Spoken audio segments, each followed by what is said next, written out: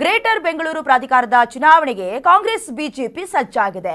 Election ಸಮೀಪಿಸುತ್ತಿದ್ದಂತೆ leaders high alert ಆಗಿದ್ದಾರೆ. GBA ಚುನಾವಣೆಗೆ ಕಾಂಗ್ರೆಸ್ ಬಿಜೆಪಿ ಸಜ್ಜಾಗಿದೆ. ಎಲೆಕ್ಷನ್ ಸಮೀಪಿಸುತ್ತಿದ್ದಂತೆ ಲೀಡರ್ಸ್ ಹೈ ಅಲರ್ಟ್ ಆಗಿದ್ದಾರೆ. ಜೂನ್ ಒಳಗೆ ಜಿಬಿಎ ಎಲೆಕ್ಷನ್ ನಡೆಯಲಿದೆ. ಗ್ರೇಟರ್ ಬೆಂಗಳೂರು ಅಥಾರಿಟಿಯನ್ನ ಗೆಲ್ಲೇಬೇಕು ಅಂತ ಎರಡು ಪಕ್ಷದಿಂದ ರಣತಂತ್ರವನ್ನು ರೂಪಿಸಲಾಗ್ತಾ ಇದೆ. 5 ಪಾಲಿಕೆಗಳಿಗೆ ಚುನಾವಣಾ ಅಖಾಡ ರೆಡಿಯಾಗಿದೆ. ಒಂದು ಕಡೆ ಕೈ ಅಧಿಕಾರದಲ್ಲಿರುವಾಗಲೇ ಅಂದ್ರೆ ಕೈ ಸರ್ಕಾರ ಅಧಿಕಾರದಲ್ಲಿ ಇರುವಂತಹ ಸಂದರ್ಭದಲ್ಲೇ ಬಿಬಿಎಂಪಿಯನ್ನ ಗ್ರೇಟರ್ ಬೆಂಗಳೂರು ಅಥಾರಿಟಿಯಾಗಿ ಬದಲಾವಣೆ ಮಾಡೋದ್ರ ಮೂಲಕ 5 ಪಾಲಿಕೆಗಳನ್ನ ಕೂಡ ವಿಂಗಡಣೆ ಮಾಡಿದ್ರು. ಇದ್ರ ಮಧ್ಯದಲ್ಲಿ ಎಲೆಕ್ಷನ್ ಕೂಡ ಆಗದೆ, ಅಂದ್ರೆ ಎಲೆಕ್ಷನ್ ಆಗದೆ 10 ವರ್ಷ ಅಧಿಕಾರಾವಧಿ ಕಂಪ್ಲೀಟ್ ಮಾಡಿ ಈಗ 5-6 ವರ್ಷ ಆಗ್ತಾ ಇದ್ರು ಕೂಡ ಎಲೆಕ್ಷನ್ ಮಾತ್ರ ಆಗ್ತಾ ಇಲ್ಲ. ಹಾಗಾಗಿ ಈಗಾಗಲೇ ಸುಪ್ರೀಂ ಕೋರ್ಟ್ ಕೂಡ ಜೂನ್ 30ನೇ ತಾರೀಕಿನ ಒಳಗಾಗಿ ಎಲೆಕ್ಷನ್ ನಡೆಸಬೇಕು ಅನ್ನೋದಾಗಿ ಕೂಡ ತೀರ್ಪನ್ನು ಕೊಟ್ಟಿತ್ತು ಅಥವಾ ಆದೇಶ ಕೊಟ್ಟಿತ್ತು. ಅದಕ್ಕೆ ಸಂಬಂಧಪಟ್ಟಂತೆ ಈಗಾಗಲೇ ಕಾಂಗ್ರೆಸ್ ಬಿಜೆಪಿಯು ಕೂಡ ಚುನಾವಣೆಗೆ ಸಜ್ಜಾಗ್ತಾ ಇದೆ. ಕೆಲ ಅಭ್ಯರ್ಥಿಗಳನ್ನ ಕೂಡ ಅಖಾಡಕ್ಕೆ ಇಳಿಸ್ತಾ ಇದೆ. ಜೂನ್ ಒಳಗೆ ಎಲೆಕ್ಷನ್ ನಡೆಯುತ್ತೆ, ಹಾಗಾಗಿ ನಾವು ಗೆಲ್ಲಬೇಕು ಅಥವಾ ಆಡಳಿತಾರೂಢ ಪಕ್ಷವಾದಂಥ ಕಾಂಗ್ರೆಸ್ಸೇ ಗೆಲ್ಲತ್ತೆ ಅನ್ನುವಂಥ ಕೆಲವೊಂದಷ್ಟು ಅಭಿಪ್ರಾಯಗಳು ಕೂಡ ಕೇಳಿ ಬರ್ತಾ ಇದೆ. ಸಂಬಂಧಪಟ್ಟಂತೆ ಎಲ್ಲ ರೀತಿಯಾದಂಥ ಸಿದ್ಧತೆಗಳು ಕೂಡ ನಡೀತಾ ಇದೆ. 5 ಪಾಲಿಕೆಗಳಿಗೆ ಚುನಾವಣಾ ಅಖಾಡ ರೆಡಿ ಆಗ್ತಾ ಇದೆ. ಹೇಗಾದ್ರೂ ಮಾಡಿ ಪಾಲಿಕೆಗಳನ್ನ ಗೆಲ್ಲಬೇಕು ಅಂತ ಎರಡೂ ಪಕ್ಷದಿಂದ ರಣತಂತ್ರವನ್ನ ರೂಪಿಸಲಾಗ್ತಾ ಇದೆ. ಅಭ್ಯರ್ಥಿಗಳನ್ನ ಕೂಡ ಫೈನಲ್ ಮಾಡುವಂತಹ ಸ್ಟೇಜ್ನಲ್ಲಿ ಈಗ ಎರಡೂ ಪಕ್ಷದ ನಾಯಕರು ಕೂಡ ಅಣಿಯಾಗ್ತಾ ಇದ್ದಾರೆ. ಇನ್ನು ಜಿಬಿಎಯನ್ನ ಜಯಿಸೋದಕ್ಕೆ ಕೇಸರಿ ಬ್ರಿಗೇಡ್ ಯುದ್ಧ ನೀತಿಯನ್ನ ಅನುಸರಿಸ್ತಾ ಇದೆ. ಕಾಂಗ್ರೆಸ್ ಮಾಜಿ ಪಾಲಿಕೆಯ ಸದಸ್ಯರು ಯಾರ್ಯಾರಿದ್ರು ಅವರನ್ನ ಹುಡುಕಿ ಬಿಜೆಪಿ ಗಾಳ ಹಾಕ್ತಾ ಇದೆ. ತೆರೆಮರೆಯಲ್ಲೇ ಟಿಕೆಟ್ ಆಫರ್ ಕೊಡ್ತಾ ಇದೆ ಬಿಜೆಪಿ. ಸರ್ಕಾರ ಇದ್ರೂ ಕೂಡ ಕಾಂಗ್ರೆಸ್ಗೆ ಎಲೆಕ್ಷನ್ ಅಷ್ಟೊಂದು ಸುಲಭ ಅಲ್ಲ.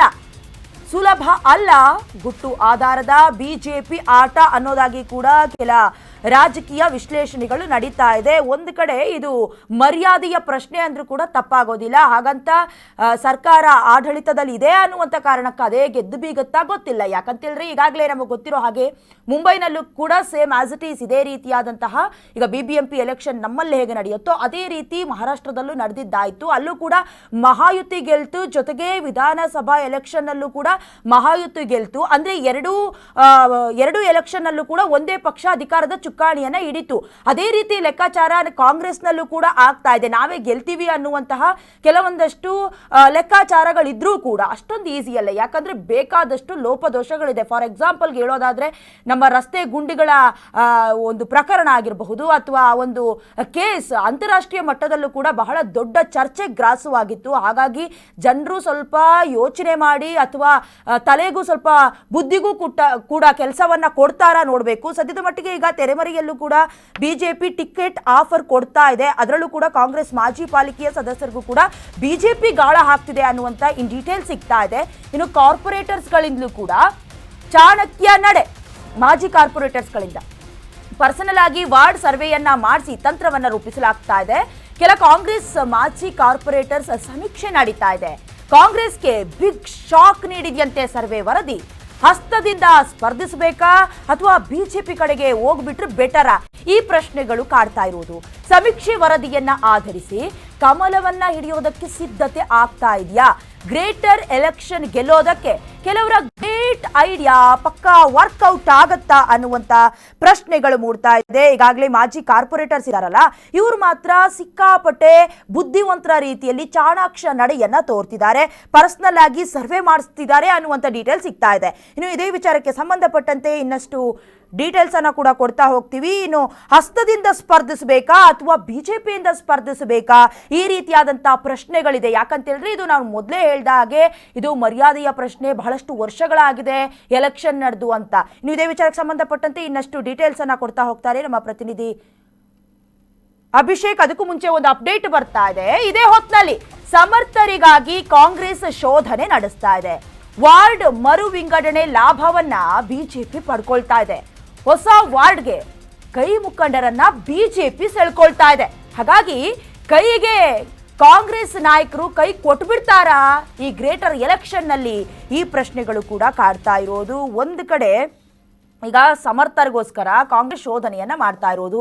ಆದರೆ ಮಾಜಿ ಕಾರ್ಪೊರೇಟರ್ಸ್ದು ಲೆಕ್ಕಾಚಾರ ಬೇರೆ ರೀತಿ ಇದೆ. ಹಾಗಾಗಿ ಹೊಸ ವಾರ್ಡ್ಗೆ ಕೈ ಮುಖಂಡರನ್ನ ಬಿಜೆಪಿ ನಾಯಕರು ಸೆಳಿತಾ ಇದ್ದಾರೆ. ರಾಜಕೀಯವೇ ಹಾಗಲ್ವಾ, ಯಾವ ಕಡೆ ಏನ ಆಪರೇಷನ್ ನಡೆಯುತ್ತೆ ಗೊತ್ತಾಗೋದಿಲ್ಲ. ಅದು ಸೇಮ್ ಆಸ್ ಇಟ್ ಈಸ್ ಈಗ ಗ್ರೇಟರ್ ಬೆಂಗಳೂರು ಎಲೆಕ್ಷನ್ ಅಲ್ಲೂ ಕೂಡ ಅದೇ ರೀತಿ ಆಗ್ತಾ ಇದೆ ಅಂತ ಇನ್ನು ಇದೇ ವಿಚಾರಕ್ಕೆ ಸಂಬಂಧಪಟ್ಟಂತೆ ಡೀಟೇಲ್ಸ್ ಅನ್ನ ಕೊಡ್ತಾ ಹೋಗ್ತಾರೆ ನಮ್ಮ ಪ್ರತಿನಿಧಿ ಅಭಿಷೇಕ್.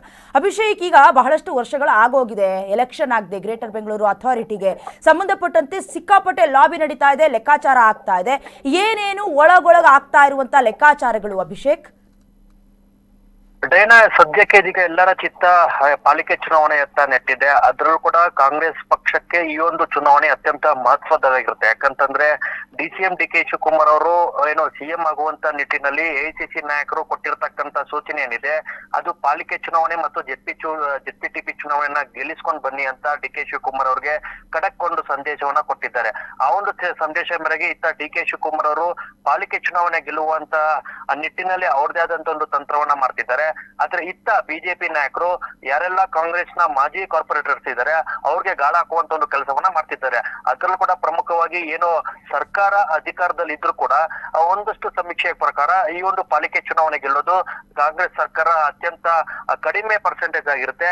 ಹೀಗಾಗಿ ಈ ಒಂದು ಸಮಯದಲ್ಲಿ ಇದೇ ಒಂದು ಅವಕಾಶವನ್ನ ಬಳಕೆ ಮಾಡಿಕೊಂಡು ಬಿಜೆಪಿ ನಾಯಕರಾಗಿರ್ಬೋದು, ಕೆಲವೊಂದಷ್ಟು JDS ನಾಯಕರು ಕೂಡ ಆಗಿರ್ಬೋದು, ನಮ್ಮ ಪಕ್ಷಕ್ಕೆ ಬನ್ನಿ, ನಮ್ಮ ಪಕ್ಷದಲ್ಲಿ ನಿಂತು ಕಂಟೆಸ್ಟ್ ಮಾಡಿ, ಆಗ ಮುಂದಿನ ಒಂದು ಆಫರ್ ಏನಿದೆ ಅದನ್ನ ನೋಡ್ಕೊಳ್ಳೋಣ ಅಂತ ಒಂದು ಆಫರ್ ಗಳನ್ನ ಕಾಂಗ್ರೆಸ್ನ ಒಂದು ಮಾಜಿ ಕಾರ್ಪೊರೇಟರ್ ಗಳಿಗೆ ಕೊಡ್ತಿರುವಂತದ್ದು. ಈ ಒಂದು ಮಾಹಿತಿ ಇದೀಗ ಕರ್ನಾಟಕ ನ್ಯೂಸ್ ಬಿಟ್ಗೆ ಲಭ್ಯ ಆಗಿರುತ್ತೆ ಅಂತ ಅಂದ್ರೆ ಮೇಲ್ನೋಟಕ್ಕೆ ಈ ಒಂದು ಚುನಾವಣೆಯಲ್ಲಿ ಸಮೀಕ್ಷೆ ಅಂದ್ರೆ ಕೆಲವೊಂದಷ್ಟು ಕಾರ್ಪೊರೇಟ್ಗಳು ಪರ್ಸನಲ್ ಆಗಿ ಸಮೀಕ್ಷೆ ಕೂಡ ಮಾಡ್ತಿದ್ದಾರೆ. ಆ ಒಂದು ಸಮೀಕ್ಷೆ ನೋಡಿ ಅವರೇ ಕೂಡ ಅಚ್ಚರಿಗೆ ಒಳಗಾಗಿದ್ದಾರೆ. ಯಾಕಂತಂದ್ರೆ ಸರ್ಕಾರ ಆಡಳಿತದಲ್ಲಿ ಇದ್ರೂ ಕೂಡ ಈ ಒಂದು ಅಭಿವೃದ್ಧಿ ವಿಚಾರದಲ್ಲಾಗಿರ್ಬೋದು, ಗ್ಯಾರಂಟಿಗಳ ಒಂದು ಯೋಜನೆಗಳ ವಿಚಾರದಲ್ಲಾಗಿರ್ಬೋದು, ಎಲ್ಲ ಒಂದು ಅಂಶಗಳನ್ನು ಒಳಗೊಂಡಂತೆ ಏನು ಒಂದಷ್ಟು ಸಮೀಕ್ಷೆ ಮಾಡಿದ್ದಾರೆ. ಆ ಒಂದು ಸಮೀಕ್ಷೆಯಲ್ಲಿ ಅವರ ವಿರುದ್ಧವಾಗಿ ಈ ಒಂದು ರಿಸಲ್ಟ್ ಬಂದಿರೋದ್ರಿಂದ ಸದ್ಯಕ್ಕೆ ಏನು ಕಾದು ನೋಡುವಂತ ಒಂದು ತಂತ್ರಕ್ಕೆ ಕೆಲವೊಂದಷ್ಟು ಕಾರ್ಪೊರೇಟ್ಗಳು ಹೋಗಿದ್ದಾರೆ. ಯಾಕಂತಂದ್ರೆ ಸದ್ಯದಲ್ಲಿ ಹೀಗೆ ನಿರ್ಧಾರ ತೆಗೆದುಕೊಂಡಿದ್ದೆ ಆದಲ್ಲಿ ಇತ್ತ ಕಾಂಗ್ರೆಸ್ ಪಕ್ಷದಿಂದ ಕೂಡ ಡೋರ್ ಕ್ಲೋಸ್ ಆಗುತ್ತೆ. ಮತ್ತೆ ಬಿಜೆಪಿ ಜಿಲ್ಲೆಯವರು ಆಫರ್ ಬೇಡ ಅಂದ್ರೆ ಈಗ ತಟಸ್ಥವಾಗಿರ್ಬೇಕು ಒಂದು ಅನಿವಾರ್ಯತೆ ಕಾರ್ಪೊರೇಟ್ಗಳಿಗೆ ಎದುರಾಗುತ್ತೆ. ಹಾಗಾಗಿ ಬಿಜೆಪಿ ಕೊಟ್ಟಿರ್ತಕ್ಕಂಥ ಆಫರ್ ಗಳನ್ನ ಒಂದ್ ಕಡೆ ಇಟ್ಕೊಂಡು ಕಾಂಗ್ರೆಸ್ ನಲ್ಲಿ ಏನಾಗುತ್ತೆ ಅನ್ನೋದು ಕೂಡ ನೋಡಿ ನಂತರ ತೀರ್ಮಾನ ತೆಗೆದುಕೊಳ್ಳುವಂತ ನಿಟ್ಟಿನಲ್ಲಿ ಇದೀಗ ಮಾಜಿ ಕಾರ್ಪೊರೇಟರ್ಗಳು ಇರುವಂತದ್ದು. ಸದ್ಯಕ್ಕೆ ಎಲ್ಲವೂ ಕೂಡ ಅಂದುಕೊಂಡಂತೆ ಆದರೆ ಬಹಳಷ್ಟು ಮಂದಿ ಕಾಂಗ್ರೆಸ್ ನಿಂದ ಬಿಜೆಪಿ ಹೋಗುವಂತ ಸಾಧ್ಯತೆ ಇದೆ ಎನ್ನಲಾಗ್ತಿದೆ. ಹಾಗಾಗಿ ಒಂದು ಮುಹೂರ್ತ ನೋಡ್ಕೊಂಡು, ಒಂದು ದಿನ ನೋಡ್ಕೊಂಡು ಕಾಂಗ್ರೆಸ್ ನಿಂದ ಅಪಾರ ಸಂಖ್ಯೆಯಲ್ಲಿ ಮಾಜಿ ಕಾರ್ಪೊರೇಟರ್ಗಳಾಗಿರ್ಬೋದು, ಲೀಡ್ ನಲ್ಲಿರುವಂತ ಒಂದು ನಾಯಕರಾಗಿರ್ಬೋದು ಬಿಜೆಪಿಗೆ ವಲಸೆ ಹೋಗುವಂತ ಒಂದು ಪ್ರಸಂಗ ಎದುರಾದ್ರೆ ಇತ್ತ DCM DK ಶಿವಕುಮಾರ್ ಕೂಡ ಯಾರೆಲ್ಲ ಸಮರ್ಥ ಇರ್ತಾರೆ ಪಾಲಿಕೆ ಚುನಾವಣೆ ಗೆಲ್ಲಿಸ್ಕೊಂಡು ಬರುವಂತ ಒಂದು ಸಮರ್ಥ ನಾಯಕರಿದ್ದಾರೆ ಅವ್ರಿಗೆ ಒಂದು ಮಣೆ ಹಾಕುವಂತ ಒಂದು ಕಾರ್ಯತಂತ್ರ DK ಶಿವಕುಮಾರ್ ಅವರು ಕೂಡ ಮಾಡ್ತಿದ್ದಾರೆ ಒಂದು ಮಾಹಿತಿ ಲಭ್ಯ ಆಗ್ತಿರುವಂತದ್ದು. ಡಯನಾ, ಓಕೆ, ಥ್ಯಾಂಕ್ ಯು ಅಭಿಷೇಕ್ ನಿಮ್ಮೆಲ್ಲ ಡೀಟೇಲ್ಸ್ಗಾಗಿ. ಈಗಾಗಲೇ ಒಂದು ರೀತಿಯಲ್ಲಿ ನಮ್ಮ ರಾಜ್ಯದಲ್ಲಿ ಚುನಾವಣೆಯ ಚಾಣಕ್ಯ ಅಥವಾ ಪಕ್ಷವನ್ನ ಸಂಘಟನೆ ಮಾಡೋದಕ್ಕೆ ಬಹಳಷ್ಟು ನಿಪುಣ ಅನ್ಸ್ಕೊಂಡಿರುವಂತಹ DK ಶಿವಕುಮಾರ್ ಅವರು ವಿಧಾನಸಭೆಯ ಎಲೆಕ್ಷನ್ ರೀತಿಯಲ್ಲೇ ಗ್ರೇಟರ್ ಬೆಂಗಳೂರು ಅಥಾರಿಟಿ ಎಲೆಕ್ಷನ್ ಅನ್ನು ಕೂಡ ಗೆಲ್ಲಿಸಿಕೊಡ್ತಾರಾ ಅನ್ನೋದು ಒಂದು ಕಡೆ. ಮತ್ತೊಂದು ಕಡೆ ಬಿಜೆಪಿ ಈಗಾಗಲೇ ಅಧಿಕಾರದ ಚುಕ್ಕಾಣಿಯನ್ನು ಹಿಡಿಯೋದಕ್ಕೆ ವಿಫಲವಾಗಿದೆ. ಹಾಗಾಗಿ ತಮ್ಮ ಶಕ್ತಿ ಪ್ರದರ್ಶನವನ್ನ ಗ್ರೇಟರ್ ಬೆಂಗಳೂರು ಅಥಾರಿಟಿ ಮೇಲೆ ತೋರಿಸುತ್ತಾ ಎಲ್ಲವನ್ನ ಕೂಡ ಕಾದು ನೋಡಬೇಕು.